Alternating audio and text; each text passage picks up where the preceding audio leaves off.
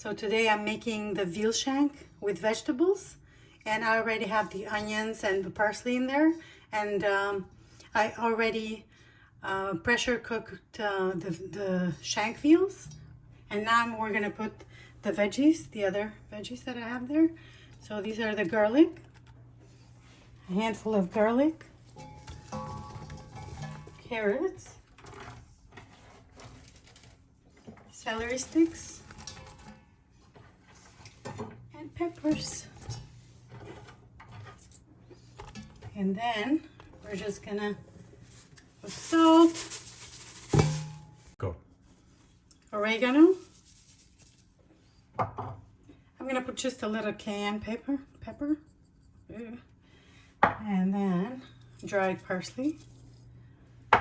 And the last is gonna be olive oil.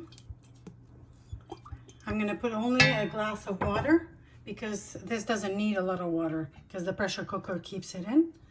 And I hope you try this. And here's the end result of my veal shank with vegetables. It took 15 minutes in the pressure cooker, and the veggies are not overdone or anything.